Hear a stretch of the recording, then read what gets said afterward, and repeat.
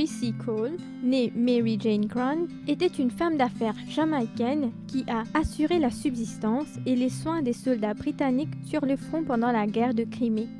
Son père était un soldat écossais et sa mère était une femme jamaïcaine noire libre et une doctoresse experte en médecine traditionnelle qui s'occupait des invalides dans sa pension. La mère de Mary dirigeait une pension de famille appelée Blundell Hall qui était très respectée par la population locale de Kingston, la capitale de la Jamaïque. Elle était aussi une guérisseuse qui enseigne à Mary plusieurs de ses compétences en matière de médecine traditionnelle jamaïcaine. Étudiante passionnée depuis sa plus tendre enfance, Mary a pratiqué la médecine sur sa poupée, ses chiens et ses chats et sur elle-même. Elle écrit dans son autobiographie: il était tout à fait naturel que j'hérite de ses goûts et c'est ainsi que, dès mon plus jeune âge, j'ai eu un désir ardent de connaissances et de pratiques médicales qui ne m'a jamais quitté. Et j'étais très jeune lorsque j'ai commencé à utiliser le peu de connaissances que j'avais acquises en observant ma mère, sur une grande souffrante, ma poupée. Et quelle que soit la maladie la plus répandue à Kingston, soyez sûr que ma pauvre poupée l'a rapidement contractée.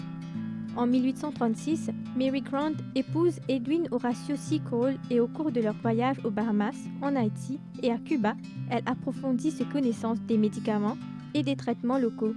Après la mort de son mari en 1844, elle acquiert une nouvelle expérience d'infirmière lors d'une épidémie de choléra au Panama et de retour en Jamaïque, elle soigne les victimes de la fièvre jaune, dont beaucoup sont les soldats britanniques. Seacole se trouvait à Londres en 1854 lorsque des rapports sur le manque de produits de première nécessité et la défaillance des soins d'infirmiers pour les soldats de la guerre de Crimée ont commencé à être rendus publics. En 1855, dans l'espoir d'aider à soigner les blessés lors du déclenchement de la guerre de Crimée, Seacole demande au ministère de la Guerre d'être incluse dans le contingent d'infirmiers, mais sa demande est refusée.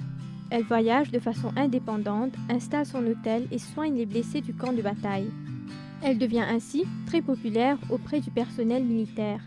En 1857, un gala de collecte de fonds de 4 jours a été organisé à Londres en l'honneur de Seacole. Avec l'aide d'un parent de son ami, elle est rendue en Crimée en tant que cantinière, créant le British Hotel pour vendre de la nourriture, des fournitures et des médicaments aux troupes. Elle a aidé les blessés dans les hôpitaux militaires et était une figure familière au point de transfert des blessés du front. À la fin de la guerre, elle rentre en Angleterre sans ressources et est déclarée en faillite.